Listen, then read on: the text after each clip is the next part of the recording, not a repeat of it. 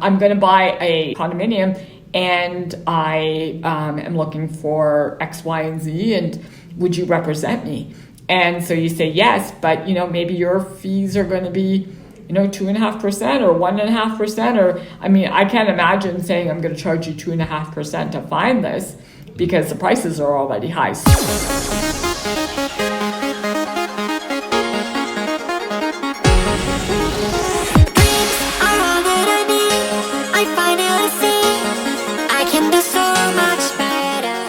Hi, this is Reggie and Ruhi. This is is this the fourth episode now? Our fourth episode, yep. All right. Well, right now we chose a great time to start this podcast up because the Sitzer Burnett trial, I'm telling you, it is something that has it's just blown everything out of proportion, it feels like. What do you feel about this whole thing, Ruhi? Well, it's funny. I just had coffee with a friend and, she's not in the business. She's not, she's just a normal, regular consumer. And she says, oh my God, like your industry is about to totally change. And I'm like, really? She goes, I was just hearing this big news article about what's happening with the whole buyer's agent, and maybe the whole buyer's agents are going to go away, and what's going to happen with your business and your agent's business. And so there's a lot of stuff to share. And I think, just like you said, we started this podcast together at the right time because it's important. It's important. And I think it's going to set a precedent for the industry. Yeah. Well, what I'm hearing basically is that there is a court, the official court, and then there's a court of a public opinion. And it appears to me that what they're doing, the lawyers, I think his name is Ketchmark that did this, is he played on the jury's emotions. From what I understand, once they were done, the jury only deliberated for like a couple of hours, and then they were just like, boom, yes, we're awarding the plaintiffs. So, I'm going to interrupt you for one very quick second. Think about the jury and who may have been on the jury, and then continue. And then I want to plant that little nugget in your head. Well, that's a good question. Who was on the jury? So the whole play, it seems as if we want to make it seem as though realtors aren't worth what we're charging. Because the idea of it is there's price fixing, but it feels like to me what they were playing on is the whole thing. The economy's not doing very well right now. There are a lot of people hurting because of interest rates, because they can't afford homes, because a lot of various things. The whole pandemic, we're still going crazy off of that, right? People are still hurting, and so to play on the emotions of the public and say realtors make too much money is the way that they were able to really get the jury to feel like, okay, we need to find, these big realtors and these big companies guilty of price fixing. And I'm just scared that there's going to be a ton of these copycat lawsuits all across the country. No, I 100% couldn't agree with you more. But here's a couple of things that you touched on, and I was like, oh, I got to write this down. My thought is a couple of things. First of all, absolutely, people don't understand why realtors get paid the amount of money they get paid. But that's a big myth and a misconception. So let's back up. It really is. Right? The average realtor sells about 2 homes a year. Okay. So if you sell anything more than 2, you are above average. Of those 2, you got to set aside 25 to 30% for the tax man. And then you are splitting a part of that with your brokerage. Right. And on top of that, you are normally, offering some sort of a credit here or there towards a home warranty or towards, something like that. So there's another, $600-700. So Advertising, marketing. right. So by the time you're done, let's take $1 million property, for instance, and, there is no price fixing. So there's no set commission, but say on average, you get paid 2.5%. So on $1 million, that 2.5% works out to 25,000, right? 25,000, you're taking 30% of that, 25 to 30, but typically 30% of that, and you're paying that to the government. So you're setting that aside for your quarterly payments. Then you're paying another 20% on average to your brokerage. Okay. So now you've lost 50% of it. So you're at 12,500 from 25,000. Mm-hmm. Right. At 12,500, say you spend another 2,000 out of that for your marketing, your advertising, whatever else. So now you've got 10,000. You're giving a $500 home warranty to a client, and it's more like $650, but okay, let's call it $5. Okay, now you're left with $10,000. Oh, you're whittling it down like really. I mean, this is I need consumers to understand, right? Like, you're not getting the 25,000, so now you've got $10,000. The $10,000, if you're doing 2 deals a year, that's $20,000, and that is below the poverty line. So, making $20,000 a year, maybe you're above average and you're a great realtor and you're selling 4 homes. That's $40,000 a year on a sale price of about $1 million. That's not a lot of money. And instead of having the realtors, let's just say you've got an attorney who's going to help you with that. Do you think the attorney is going to charge you $10,000 or $25,000? They are going to charge you probably close to $30,000, $35,000, $40,000 on each end of the transaction. I come from Canada, and instead of working with a title company, which will charge you, about $8,000 to $12,000, $1,300 average a transaction, these attorneys were charging $10,000, $12,000. That's just to review paperwork. So let's just put that little myth. So the attorney was very smart in this lawsuit, where they played on the emotions of the jury, who felt that these realtors were making a lot of money. It shows like Selling New York, or selling I don't even know what they're called because I don't watch $1 million listing, that they're not real. I do not walk around with 4-inch heels and little dresses. I mean, Reggie, we work together. It's very professional. This is not how we roll. I love how they glorify it and glamify it for the TV, but we do not have those commission checks of 140,000, 160,000, 220,000. I mean, I look at the commission checks, I'm like, that's not normal. We don't sell $10 million homes on average. We sell, and this is California, we sell on average $1 million house, right? Well, it's already affecting our industry, Ruhi. So, you already heard that NAR has said that you don't have to offer any kind of commission to the buyer, which is fine. I mean, I think that's fair.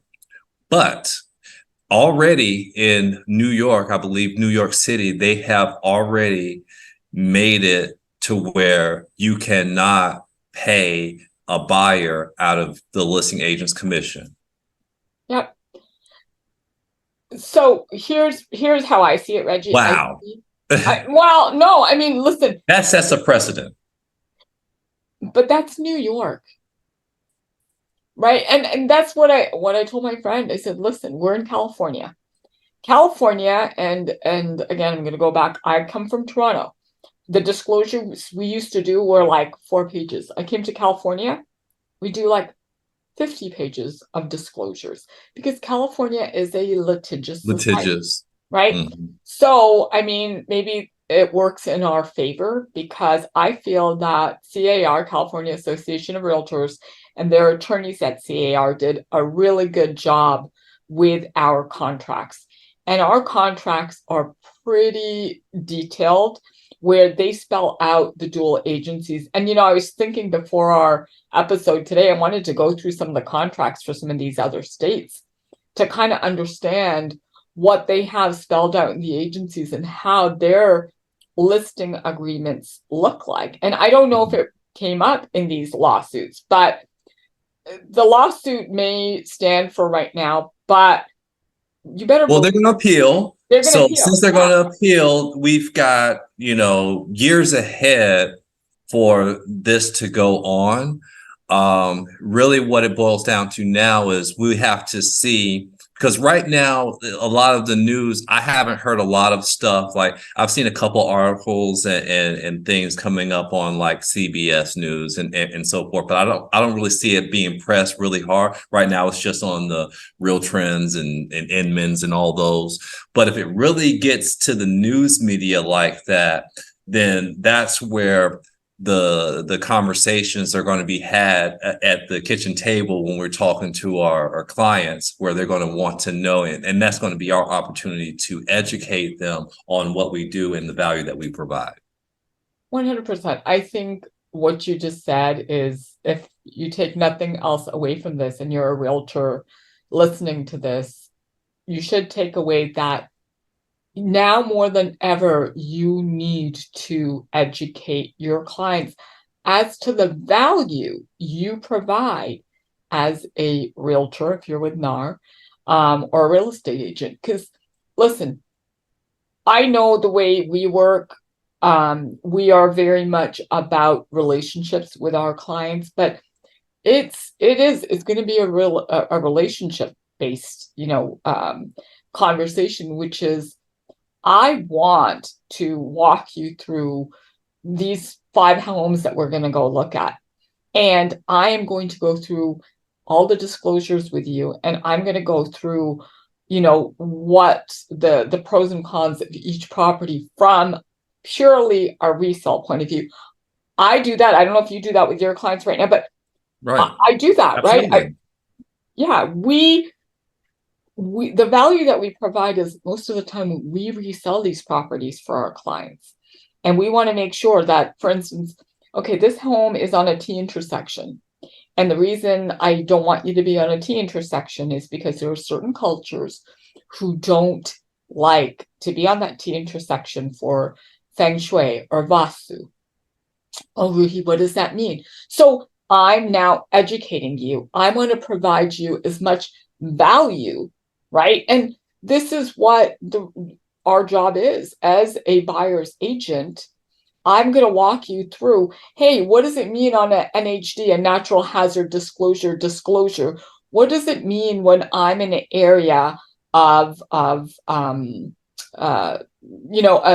earthquake zone, or I'm in a high fire flood zone? What does that mean?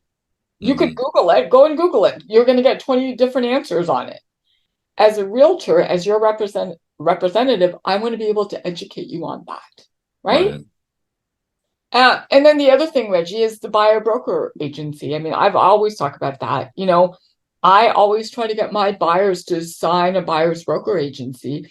And that essentially says that I represent you and I represent your best interest. Well, I think that a lot of buyers are, they feel hesitant to that because they don't understand the purpose of it. And that, again, goes to that education piece and that consultative advising that we provide, because it's not to lock anyone down into a contract. It's that it actually is for us to hold us accountable for our duties to give you the utmost care, which, if you read the contract, that's one of our duties, to provide the utmost care in your transaction and in finding your home. Yeah, 100%. And just to dissect that more, what the utmost care is, our fiduciary duty is to you, Mr. Buyer or Mr. Seller. And so if you're in the situation we were in 2 years ago and you're competing with 10, 12 other people, we are going to, if my client wants to write an offer that's 200,000 over what I think it should be going for, I'm going to tell them, I don't want you to spend 200,000. I mean, the 200,000. Or vice versa, if they're trying to lowball and it's not going to get accepted. 100%, right? Like, we are looking out for you. We are your representation. you could go to any listing agent and see if they're going to play and write a contract for you. But who are they representing, the seller or the buyer? And honestly, So, this is what I'm concerned, that these lawsuits are going to create. That they're going to create a lot of shadiness, which makes me nervous, and it really goes against what I think. You don't want to represent both, and there have been transactions where I've represented the buyer and the seller, and I always tell them, I this is my fiduciary duty is to you for this and to them, and I will ask them, do you authorize me to share this information? But it becomes well, convoluted.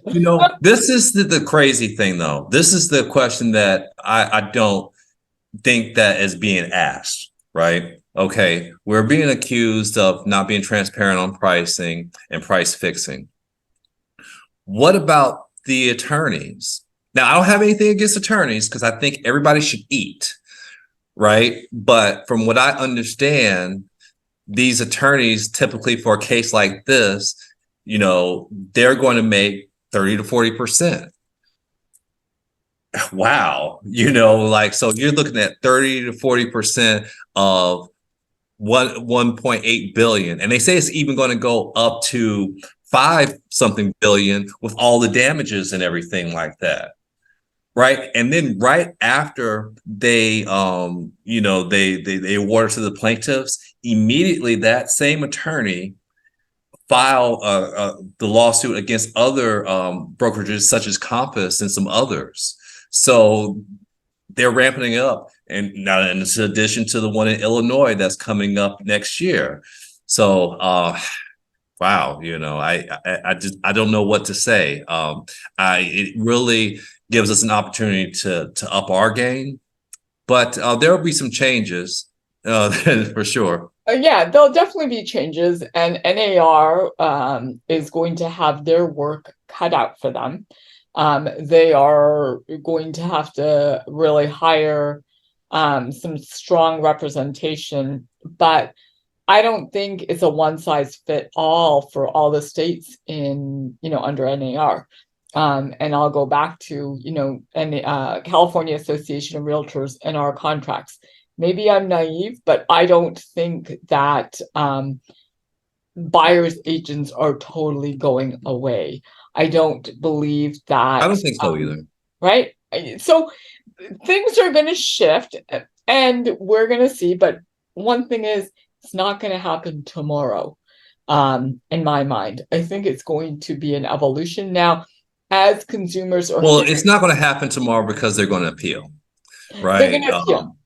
But with the news, do you think buyers are going to come back, or sellers are going to come to, sitting with us at a listing presentation saying, hey, I only want to pay you 3%?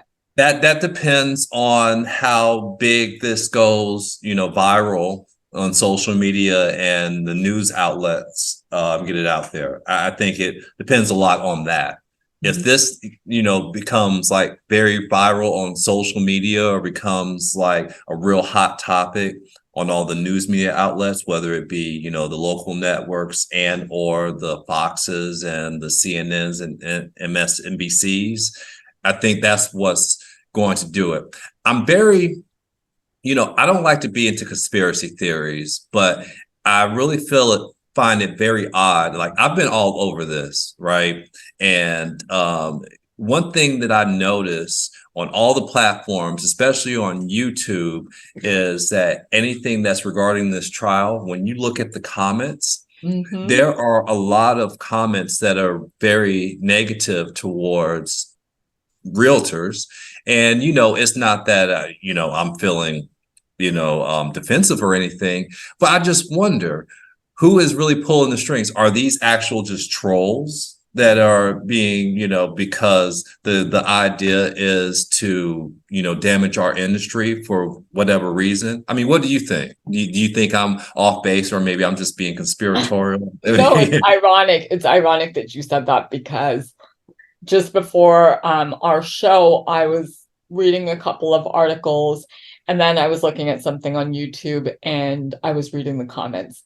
And there were some comments, right? Like, you don't deserve to make the kind of money you're making. Right. No, and I don't feel that people like hate realtors that much. And no, if they did, why would I mean you could always for sale by owner. I mean, if no, I think these are just trolls, and I think these are people who are just unhappy with where they are. I don't know. I don't know what it is, but you yeah, know what? There's always going to be negative people, and you know what? I'm sad for them, whatever. I hope their life gets better. But there's always going to be people like that, right? And maybe I'm yeah. coming with my rose-colored glasses and seeing the world as I see it. But I honestly, just think it's curious that I'm seeing that. I was while we were talking, I did pull up a letter. We received actually a letter from NAR, and they have an official, kind of blog on their website talking about the verdict. And so they gave an update and a few want to things. share your screen? Yeah, let me go ahead and do that. Let me do that. So Cool. let me see. Um, all right, I'm sharing now. Can you see it? Yep. Okay, so one of the things it says, NAR demonstrated that there's no evidence or expert testimony to support the allegations of antitrust violations claimed by plaintiffs. Right? NAR affirmatively proved purpose and effect of the cooperative compensation rule, which enables brokers to know how much they will be paid before starting work. So the transparency is there. NAR reaffirmed that a trade organization can lawfully create rules. And NAR also showed there's no harm to sellers. And if you wanted to go to this website, it's right on the NAR website. I think it's NAR.realtor, competition in real estate. And We can link it below too.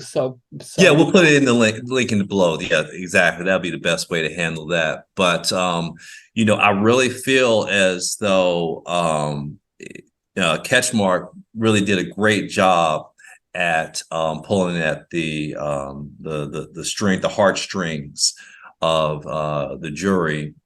And if I would, maybe I'm biased, okay, Ruhi, maybe I'm biased because I'm a real estate agent, and but I just don't really feel as though really people have that much disdain for real estate agents and think that we make that much money to where we are, overcharging and price fixing and inflating prices. We just want to help people. Yeah, right? but, Reggie, but here's the deal, right? When you get your seller's net sheet and you're selling $1 million home, right? Again, let's go back to that $1 million home, and you're getting your seller net sheet, and it's now showing a $25,000 gross commission, or say it's a $2 million house, and now you're seeing a $50,000 gross commission. What you don't know, you're not educated on where the money goes. And so you're thinking, oh my gosh, they just sold this house.